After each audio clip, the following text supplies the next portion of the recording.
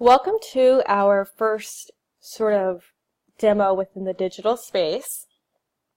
My name is Samantha Austin. I'm your instructor for Art142, and we're going to do a few different demos for the first demo. So there will be a zip file full of different camera raw files if you do not already have them. This is to be done in the Adobe Photoshop and Adobe Bridge. We'll talk about Lightroom later on the semester. Adobe Bridge is where we're going to start off. So once you have your zip file download, or if you already have camera raw files that you've already shot, that is fine. You do not have to use the ones provided for you, but they have to be camera raw files. And that's going to be dependent on the type of camera that you use.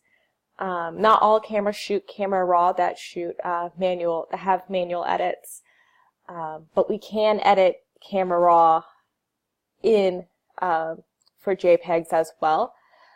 These files have a .dng extension, which means digital negative. That's sort of native for camera raw for Adobe. Other cameras, Canon will be like CR2, Nikon's .nef.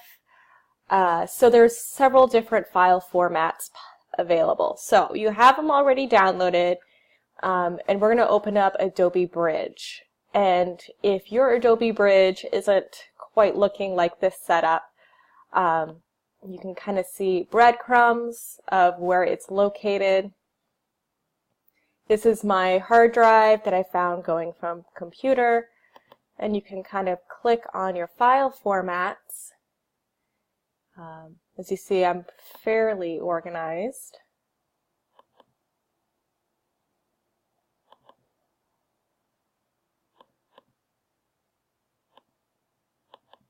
There we go.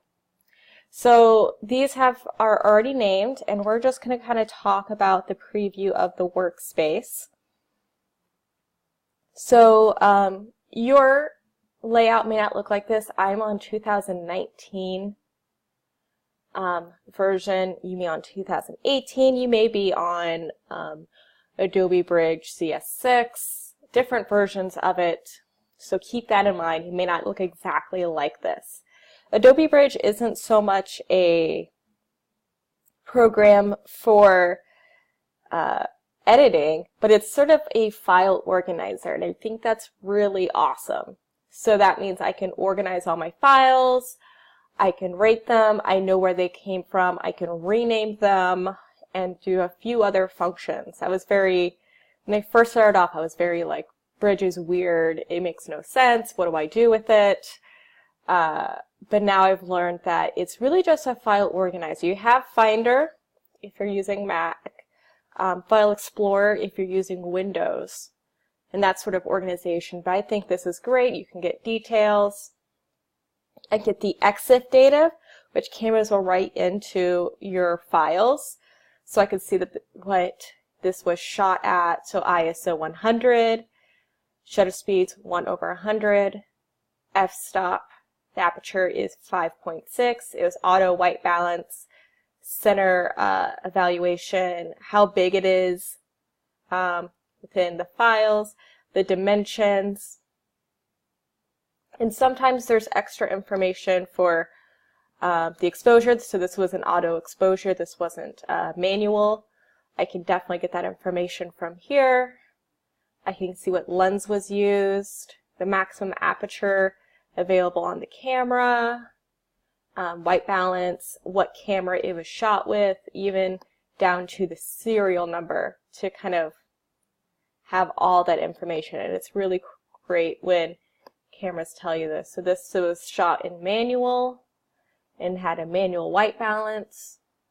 It tells us the metering mode, shutter speed, all this stuff. So this is really great to kind of get that information.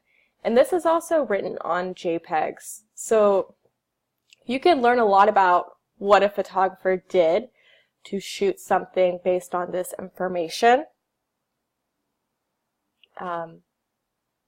As you can see, I have in my Essentials tab up here, I just have the files up here. I can go through libraries, and has everything there. I can view on film strip, which can give a good preview to kind of thumb through my images, which I think is very cool. There's output, metadata, and whatnot.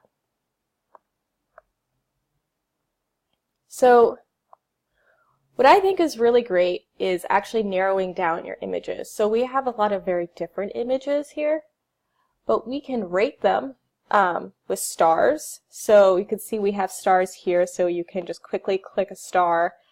I find this very helpful.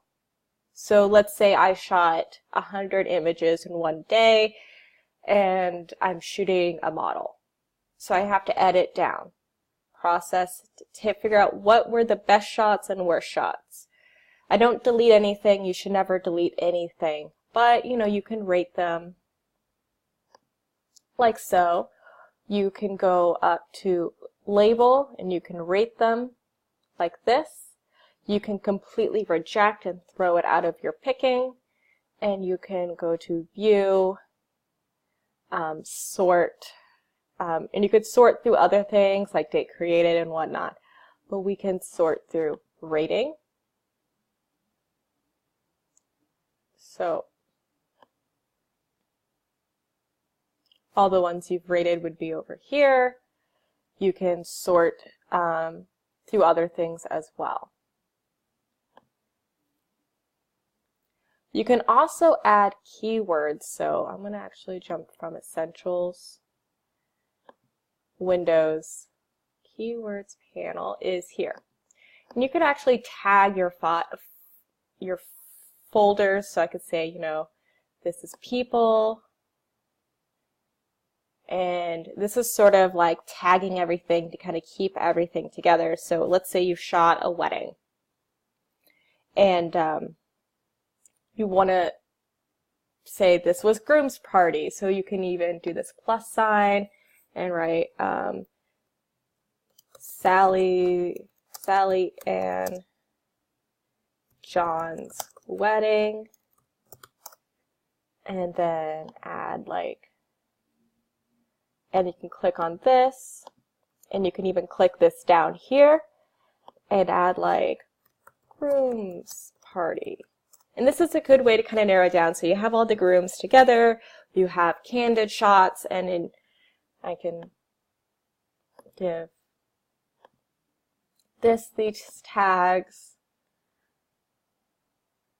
and then even sort of, you know, say, hey, I need to filter through and find stuff with that specific tag on it. So it's fairly helpful.